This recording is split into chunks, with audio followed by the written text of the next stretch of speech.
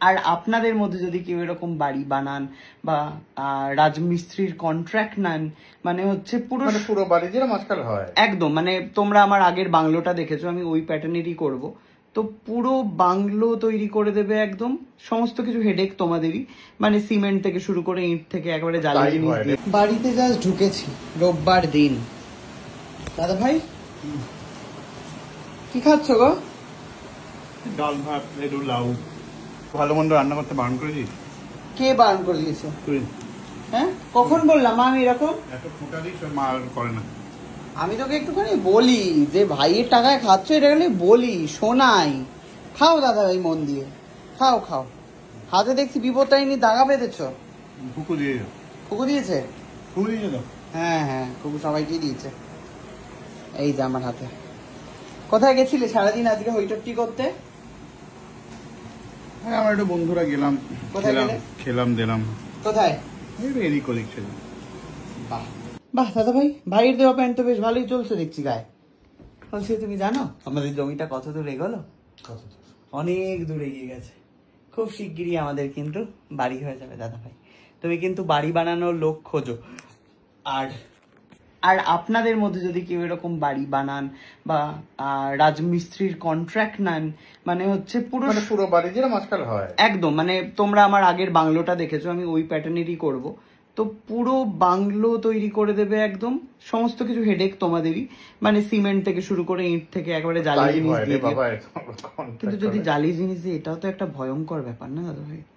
দেখবো দাঁড়িয়ে, না দেখলেও বুঝতে পারবো না কিছু। হ্যাঁ, তাও ঠিক। হ্যাঁ, তো যাই হোক, এরকম যদি কোনো কন্ট্রাক্টর থাকো তাহলে সেটাও আমাকে জানাও, যে মানে কমেন্টেই জানাও, সেখান থেকে আমি চুজ করে নিয়ে নেবো। আর দাদা ভাই তোমার কিছু বক্তব্য? না, বিষয়টা খুব ইন্টারেস্টিং লাগছে। আমরা ফ্ল্যাট করেছি কমপ্লেক্সে বাংলা। এটা কি বলতো, শুরু থেকে দেখবো তো বাড়িটা একদম তৈরি হওয়া থেকে, ভিত থেকে, ওই খোঁড়া থেকে, তার একটা আলাদা একটা এক্সাইটিং একটা ব্যাপার। নিজের একটা বাড়ি, যদি ওর জমি এখনো রেজিস্ট্রি হয়নি, আমি টার্গেট করছি জমি রেজিস্ট্রি এই ধরো 8 তারিখের মধ্যে, জুলাইয়ের 8 তারিখের মধ্যে করে, তারপরে আমরা জানাবো আমরা কোথায় কিনছি। একদম একদম। আর রেজিস্ট্রির সময় তো ডেফিনেটলি তোমাদেরকে আমি একটা ব্লগ করে জানাবো, তার কারণ তোমরা তো ইন্সপায়ার করেছো প্রচুর ভাবে, তোমাদের জন্যই তো। একদম একদমই তাই হলো সত্যি। এটা ঠিকই, মানে জানিস তো, আমি তো ধর বাইরে ঠাইরে বেরোই, হ্যান ত্যান, আমার ফেসবুকে আছেন প্রচুর বয়স্ক মানুষ, আমি দেখি মানে এই ভালোবাসাটা মস্ত বড়, জানিস তো, মানে এই ভালোবাসাটা আছে বলে আজকে ছোট ছোট যা কিছু ইচ্ছে বা বড় বড় ইচ্ছে যাই হোক, সেটা সম্পূর্ণ হচ্ছে। মানে আশীর্বাদ না থাকলে এগুলো হয় না। এটা বড়দের আশীর্বাদটা খুব দরকার। থ্যাংক ইউ তার জন্য। একদমই তাই। বলছি দাদা ভাই, তুমি এর মধ্যে কোনো শান্তিপুর বা কৃষ্ণনগর বা মালদা এদিকে কোথাও যাবে না? না, আমরা একটু ঘুরতে যাব মন্দারমণির দিকে পরে মাসে। মন্দারমণি বন্ধুরা মিলে একটু যাবো, অনেকদিন যাইনি, ভালো লাগছে। একটু মালদা ফালদা ঘুরে এসো না। মালদা কেন, কি আছে? পুরো রাস্তা জুড়ে, কল্যাণী হাইওয়ে জুড়ে তোমার ভাইয়ের পোস্টার। কিন্তু দেখবে তো বড় বড় পোস্টারে ভাইকে তুমি দেখবে না দাদা ভাই?